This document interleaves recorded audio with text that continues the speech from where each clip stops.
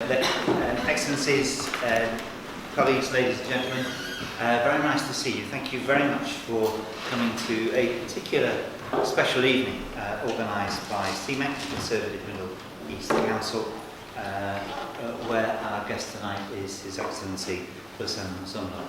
And the idea is that we have a conversation which involves all our friends in due course, and we look at particularly the situation regarding the Palestinian issue and the State of Israel through the eyes of the current discussions taking place around the so-called deal of the century, which has moved on in recent weeks through the workshop in Bahrain, but which of course is based on so much history that we all know very well.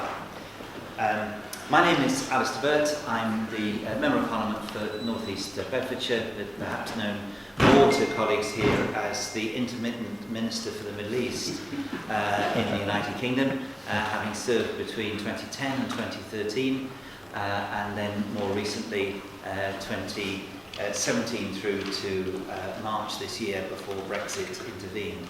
And I'm now, as they say, freelance, but retaining an immense interest in the region as a whole that I'm very fond of, but with a particular interest in the Middle East peace process and everything around it. Our guest tonight, His Excellency, born in Gaza, most recently has been the head of the Palestinian General Delegation in Washington, but recently left Washington as ambassador, which appears to be a habit now, affecting more than one ambassador, but not in the same circumstances. But our good fortune is that he has come to the United Kingdom, where he succeeds our dear friend Manuel, and has been here for about 7 months and is making a very good impression around London, around Whitehall, as he gets engaged in the issues that affect us here, informing the public, informing members of Parliament, and of course informing his colleagues about what is happening.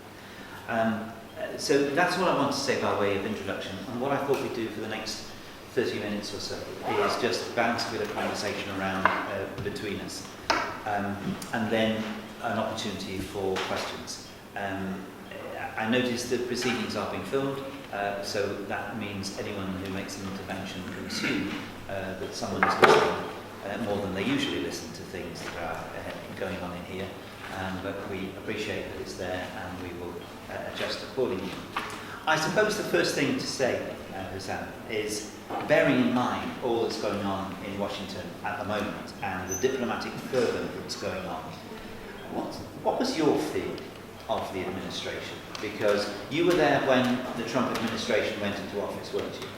And you were there a bit before that. So what has been your feel of the current administration, which of course in relation to foreign affairs has been through a number of iterations, both in the White House and in the State Department? There have been significant changes made over time.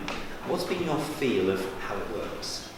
Thank you very much, Alistair, and allow me first to thank you for this great opportunity, Right Honourable Alistair Burt, and to thank CMEC for this very well organised event. It's a testament to the importance of the issue of Palestine that such a discussion is convened, and we all know the situation in Britain itself. To have this discussion today and to have a full house tells us that still this issue is a priority and on the high list of many people, and I very much appreciate that. And to all members of Parliament, Right Honourables, members of the House of Lords, Excellencies, my colleagues, the ambassadors, and all my friends here, thank you for coming. Your question is very difficult, but I was sent only 2 months after Trump won the elections. So I was serving as the strategic advisor of President Abbas, and me being sent to Washington was primarily an intent of engaging at the highest level with the Trump administration. It was a positive, hopeful, constructive decision to allow somebody who's close to President Abbas, who served him as one of his advisors, to be actually in Washington connecting with the White House. Our president, when he received the phone call by President Trump in March 2017, that was the first point of contact between the two presidents. was left with a feel of hope after that call. I was standing next to him when President Trump said to him that he wants to make the ultimate deal. He wants to arrive at a final agreement between the Palestinians and the Israelis. President Trump added that he thinks he is the person who can do so. He added that he knows that President Abbas is a man of peace, principle, and everybody talks about him positively, and that he invites President Abbas to the White House shortly after. I was literally sent 3 days later, Alistair, to engage and to prepare for the President's arrival. And since I arrived, I had managed to arrange many meetings between the two presidents and the two sides. 4 meetings between President Abbas and President Trump in a matter of few months. Between May 2017 and September 2017, we met 4 times. And I must say, every time we meet, it was even more hopeful than the one before. There was no issue of engagement, there was no issue, lack of communication. The communication was happening at the highest level. In fact, we met his team, Trump's team, more than 32 times. I lost count. I would avail myself to the White House almost on a weekly basis. I was envied by my colleagues in Washington to have such access and regular visits to the White House. Hopeful based on what? What were you going so often for? Because was it a matter of detail? Were they asking you questions about the area that you knew so well? Why so frequent a visit? Because when you have an American president who early on in his tenure tells you that he will put this as #1 priority, then you become hopeful. I mean, we are a solutionist oriented. We want to see a solution. And one of the pitfalls of the previous 25 years that successive presidents may pick on this issue later on, second term. So we thought picking it on the first few weeks was a good sign, #1. And we are on record. I am on record. My president is on record saying that this might be a historic opportunity and we plan to seize it. So we put every effort possible. In fact, I think we were the most engaging in that span of time in comparison to other countries. Even the UK could not get 4 summits in these few weeks. He visited us in Bethlehem. Things were fine. So the first thing, this was not the lack of engagement. This was not the lack of communication whatsoever. This was the lack of a vision, a policy, and this was left to a team that apparently has different calculations. And my own experience tells me that, the main 3 targets for them was the re-election of Netanyahu. And the second target is the re-election of Trump. And everything else is a function of all of it. It's obvious, if you look at the chronology of things, that this is more about personal favors. You give me this, I give you that. Personal favors. And let's go back one by one, and you will see that many of these events would fit in that personal favor frame. I'll support you in your elections, you support me in my elections. Then there is personal interests. And the Bahrain workshop fits in the personal interest side of the story. It has nothing to do with Palestine or peace. And then there is personal ideologies. And I don't need to tell you about the team and their background. It's very well known. That hammer in the hand of the US ambassador to Israel underneath the occupied town of Silwan, opening illegally a tunnel, is a hammer that is starting the Armageddon. Literally. Let me just stop for a second and talk about the team. There have been many changes in both the State Department and White House. National Security Advisor, Secretary of State has changed as well. But the team associated with the deal of the century has remained the same. Jared Kushner, Jason Greenblatt, and of course Ambassador Friedman. And their background and provenance was well known when they were appointed. Now, what were your immediate thoughts on that? Because their connections, of course, with the State of Israel were well known. And there would certainly be a feeling among some that if a deal is to be done with Israel, it can be done by people who know Israel very well, who are likely to get the favours out of Israel. That's well understood. On the other hand, there were those who considered that they might have to be a bit too close. What was your feel of the team? Your Excellencies, the Ambassador of Jordan and the Ambassador of Bahrain.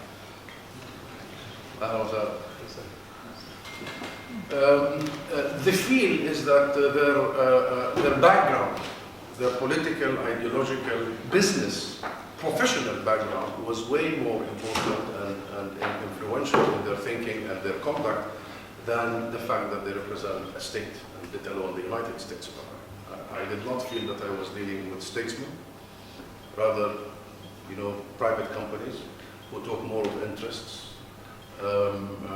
That's on the one hand. On the other hand, it's very obvious that right at the height of that engagement I described between May 2017 and November 2017, and I tell you, I don't think any other country has engaged the US administration like we did. Right at the height of that engagement, I received a phone call from the State Department telling me that this would be a difficult conversation. I said, bring it on.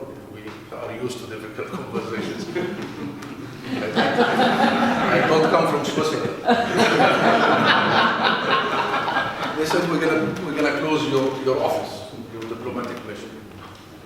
And you can only keep that mission if you negotiate. I said, yeah, let's negotiate. Negotiate with who? We are ready to negotiate with you. Our president has been saying we are ready to send 5 of our negotiators to Washington, and you have been blocking that for the last 7 months. They said, we don't care, you have to negotiate. We said, okay, we are willing to negotiate with Netanyahu. Our president is ready to go to Russia at the invitation of Putin, anywhere. Get Netanyahu, and we are ready to talk and negotiate. We said, no, you have to talk. To talk to who? We want to talk. We are talking. It's obvious that the byproduct of the personal favors, the personal interests, and the personal ideologies were the following. Number one, an attack on the two-state solution. And they have done a great job on severely, and to some maybe irreversibly, damage the two-state solution. Attack on the international order, the international framework that governs such conflicts. And thirdly, it is a damage for the future prospects of any peace agreement between the two states by redefining the major final status issues, including Jerusalem, refugees, the issue of borders, the illegality of the settlements, the Jordan Valley, the Golan Heights, name it. In that, it's very obvious that there was a very concentrated campaign to do so. Alistair, why would you, of course, the second point we told them on that difficult conversation, I mean, we have never heard that diplomatic missions are conditioned upon anything, upon behavior. This is a reflection of a long-term historic relationship between the two peoples and the two governments. You don't condition it on should we talk to a third party, let alone that we should talk to a third party, that the third party doesn't want to talk to us. That is Netanyahu. The deal is very clear. Netanyahu's constituency are anti-two-state solution. Those are the settler movement. The main pressure is to kill off the two-state solution. And I would like to remind our audience here, and I see so many people who have worked with us for all these years, the two-state solution was never a Palestinian demand. The two-state solution was a Palestinian concession. It was a Palestinian acceptance of the US-led international requirement on the Palestinians and on the Arabs. I would like to remind everybody, and myself, that until 1988, there was a PLO platform for a one democratic state. We adopted that two-state solution because we were told, should you ride that bus, then the US-led international community will deliver the two-state solution. Now there is a very clear attack, and I do not need to quote the 100 examples of the daily murder of the two-state solution, unless you need me, and I am happy to do so. Second is the constituency of Mr. Trump himself. There was a conference only a few days ago. Those are the Christian Zionist movement who see the world from a prism that has nothing to do with politics, legality, the international order, our conflict resolution. All these models have nothing to do with it. It is the prism of the Armageddon, regrettably. And that hammer, a couple of weeks ago, is an Armageddonist hammer. That hammer did want to redefine the conflict from a political and legal conflict that could be resolved to the war of gods, a religious conflict that could not be resolved. One last sentence. This is the reality, and that's why we have taken such a very strong position in the last few months by saying this has nothing to do with Palestine and this has nothing to do with peace. Because if it has to do with Palestine and peace, there are two words that summarize this: the two-state solution. If it doesn't have to do with the two-state solution, then this is about something else, and it is about the annexation.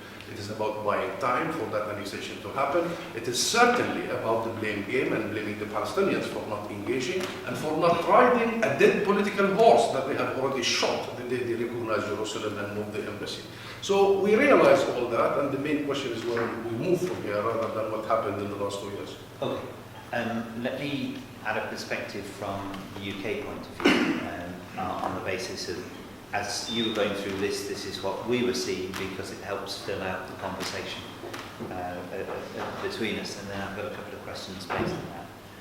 When the envoys were appointed, I think the view in Whitehall was that it seemed an unlikely choice of individuals to set about trying to resolve one of the most long-standing international difficulties that any of us can recall.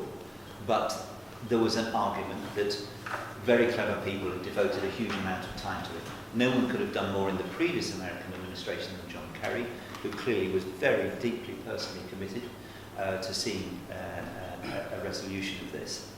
And the idea that, as you said, rightly, a first-term president making this an important mission was very important to me. I thought this was a positive sign. And that the envoys would look at it afresh in a different way was not a bad argument, providing that the individuals were prepared to appreciate that there was an awful lot to absorb in terms of what had happened before, and that this was not just a piece of real estate to be divided up, there was more to it. And I approached it on the basis of it's a new administration, they're off and running, and on the basis that the United States is fundamental to a solution, then they've got to be given a chance to get on with the job. And we will meet from time to time, ask how they're getting on, offer advice when we could. Now, I want to know if your experience was different to ours. The plan, of course, was never revealed. The administration was clear that in the past they felt partial dissemination of information could be misused, and then you had people going off at a tangent, and that killed the opportunity that they were determined to create. So they've kept it incredibly close, and we have had no inkling of what it's to be. We know that they have spoken to various Arab states, but one suspects never completely, but states will have got some inkling. I'm interested in whether at some stage there was did you start by believing that they were still prepared to consider Arab Peace Initiative as the basis of their going forward? And was there a moment, a time at which you realised this just isn't going to happen, as you've indicated? Was it the decisions on Jerusalem, the decisions on refugees, the decisions on UNRWA, or was there anything else? That's one thing. The second thing I'd like your perspective on, if I may, of course, is the position of other Arab states. Because the meeting in Bahrain was built on the back of the United States seeking to persuade Arab states that this fresh approach, this different approach that they were coming forward, was designed to get their support and their backing in some way. What's your feel about where that lies at the moment? So when did the penny drop? Did the penny drop at any particular stage about what the envoys were about in relation to two-state, and your current appreciation of Arab states' perception of where the plan lies? We have 6 hours for the two questions. Well, for the Obama/Kerry, I believe that was the biggest opportunity for us of all time. Obama was the one who really started early on, and he's the one who started it on the right tone, in the right way and manner, by presenting a vision which we never heard from the Trump administration. All what we heard is that you have abandoned the two-state solution. And then what? You're abandoning the two-state solution. What is the alternative? We don't know. But Obama was very clear. First day, he did the 3 most important things. Number 1 is going to the State Department, day 2, by the way, literally, to the State Department, convening a press conference saying that resolving Israel-Palestine is number 1 priority. Then one of the boxes were ticked early on. Second, he goes to Cairo, if you remember. And there was his famous speech that's saying peace can only be achieved if associated with one word, justice. Thirdly, he appoints George Mitchell, which is very significant that you bring somebody with such a stature who has held the Northern Ireland situation. Somebody who's neutral, unlike the team we were just discussing, without the baggage and with focus on the conflict resolution. And yet, if you want to know what happened, please go back to Mr. Kerry's testament in front of the Congress. Just please go back to that. He said it. He said that Mr. Netanyahu has obstructed this. He said to the Congress that Netanyahu had no intention to advance with us towards a two-state solution. And if there is one major obstacle in our efforts over the last 8 years, it's one word, Netanyahu, and his attempt in the expansion of settlements, his alliance with the settler movement, and his reshaping of the Israeli politics to the far right. That's his own words, not mine. And if you go back to his speech, his very passionate speech, that was a warning, a real compassionate warning to Israel, that this is not going the way that they wanted. So it's not about what we have done. We have engaged here so genuinely over a long period of time, and we believe that he had the energy and the passion and the principles to do it. But he could not penetrate that thick wall of Netanyahu. And you know what? You know Netanyahu publicly endorsed their opponent. You know Netanyahu went to the Congress and embarrassed the Obama administration. So we don't want to rehearse history. But it was that show that in the end Netanyahu was capable to kill that possible sort of energy towards a solution. As for the Arab world and the Arab states, I don't know all this, where is it originated, all this hushing about the Arab world. The Arab world is going through a very difficult time indeed. And we Palestinians understand. We understand what's happening there. And we also understand that in such moments we don't expect the Arab world to be at the same level that they used to be 10 years ago. Nor we expect the situation to remain for a long time. You know, when you contract a small virus, it takes some time, then you heal. So in Arabic we say, i.e., if your brother has a situation and circumstances, you must understand that circumstances. But where did we get the idea that the Arab world has abandoned the Palestinians, or the penny has been dropped? Well, definitely, following your question, we still have the Arab Street. That's definite. I was making a joke just this morning with the Algerian ambassador, my colleague, His Excellency, saying that the only place that the Algerian fans in a football stadium in a final game between Palestine and Algeria, it happened in the capital, that would be having Palestinian flags, not Algerian flags, supporting the opposite, is in Algeria. I mean, the depth goes beyond politics and zigzagging. This has to do with history, civilization, common purpose. It's about blood and DNA. It's about, intermarriages between us. It's about the same family between me and Omar, literally. But it's beyond Netanyahu and beyond the exaggeration that Netanyahu wants to do and sell to his own public for the same objective, the re-election. Netanyahu wants to convince the Israelis that he's the only king who can actually have the cake and eat it too. He's the only person who can keep the occupation as permanent and normalize relations with the Arab world. And let's talk about the official Arab position. I mean, what is more?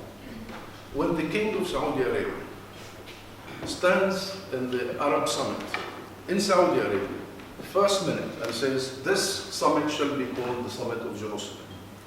When every successive declaration by all the preceding summits were very clear about our position, which is the long-held position.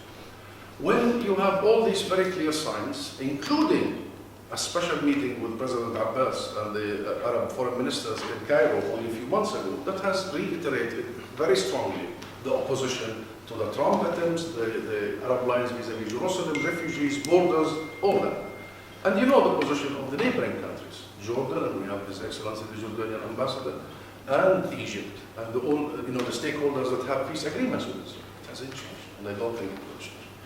If you refer to the Bahrain workshop, if you refer to some statements here and there, I think these are really, it tells you more about the emptiness of the Trump administration than any change in the Arab world. They are desperate to show their own respective constituencies a false a false sort of image that business is as usual and that the Palestinians are alone. We're not alone. And if we were alone, we would not have been able to stand against the Trump administration for 2 years and still standing. And you know what? We were not alone not only by the Arab world, we were not alone even from the UK. You remember. I must commend you personally, Alistair, and the UK government. I mean, for Jerusalem, you were very straight, you were very strong, you were very public, and you were very immediate. On refugees and on what you doubled your contribution. So neither we were left alone by the Arab world, nor we were left alone by Europe and the UK.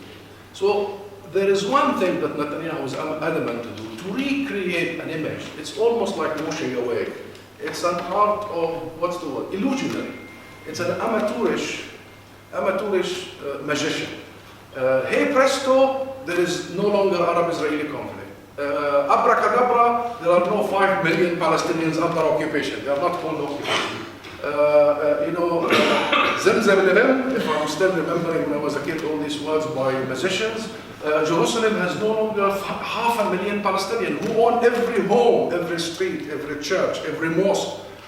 This illusion, he's been successful in selling his own power. This is the game. And he has the Kushners and he has the Greenblatts to help in feeding that illusion. Let me just conclude in one sentence. We're still there. We are 50.9% of the population between the river and the Mediterranean. And guess what? Not only 50.9%. We have the highest PhD per capita graduates in the world. We have almost zero illiteracy rate. We have a population and a nation that have learned the lesson of 1948, the Nakba and disposition. They are going nowhere. And all this illusion is going to come back and not hunt Netanyahu, who waits for the 10 p.m. news every day, but will hunt the leaders of Israel in the future, how they are going to be dealing with the mess he has left. Okay. I'm going to bring in the room in about 10 minutes, because I'm going to ask you one more question. I know the answer will take a little while, and you're more than entitled to do that. Again, just to restate the UK position as I left it and as I know it, it's still a very firm set on two-state solution. We hear everything that you say and all that others have said, and we're aware of the risks and the perils. We still hang on to it as being really important and really fundamental. And I don't expect that to shift quickly. And thank you for saying what you did about our responses to threats and challenges. We still fundamentally want to see a resolution. So we want to stay engaged, and we want to encourage the United States to stay engaged, but to work on something that is realistic. And of course, now I'm out of government, I can say that I'm extremely worried about the situation and where it's going. So two questions were asked. Firstly, where do we go from here?